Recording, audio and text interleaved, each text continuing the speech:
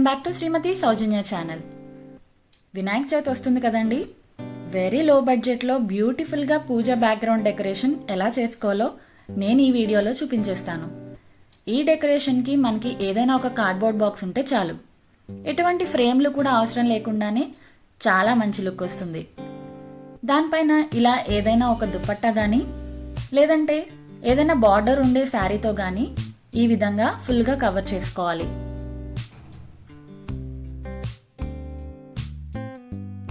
దాని తర్వాత నేను ఇక్కడ ఆర్టిఫిషియల్ ఫ్లవర్స్ని యూజ్ చేస్తున్నాను.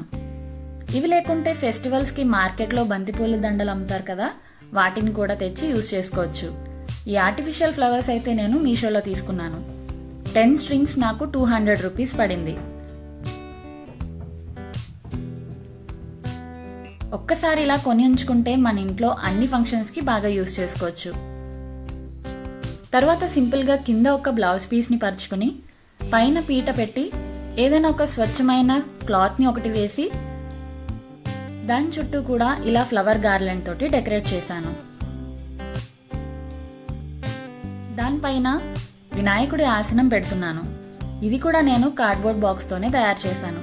మన ఛానల్ని సబ్స్క్రైబ్ చేసుకున్నట్లయితే కనుక నేను చేసిన DIYs and budget friendly decors అన్నీ కూడా ఫాలో అవ్వచ్చు. సో మీలో ఎవరైనా మన ఛానల్ని ఫస్ట్ టైం చూసినట్టయితే కనుక దయచేసి సబ్స్క్రైబ్ చేసుకోవడం మాత్రం మర్చిపోకండి.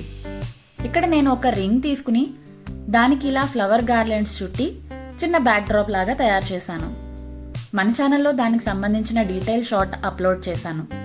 ఎవరికైనా కావాలంటే ఒకసారి చెక్అవుట్ చేసేయండి.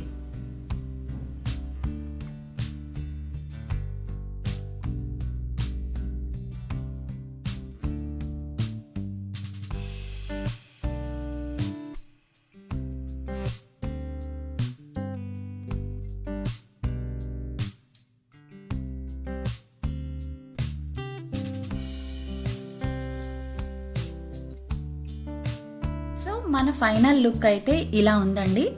చాలా తక్కువ టైంలో వెరీ లో బడ్జెట్లో ఇంత మంచి ఎథ్నిక్ పూజ డెకరేషన్ రెడీ అయిపోయింది. నాకైతే చాలా నచ్చింది. మరి మీకు ఎలా అనిపించిందో నాకు కామెంట్ చేసి చెప్పండి. అలాగే వీడియో నచ్చితే ఒక లైక్ చేసి మీ ఫ్రెండ్స్ అండ్ ఫ్యామిలీకి షేర్ చేయండి.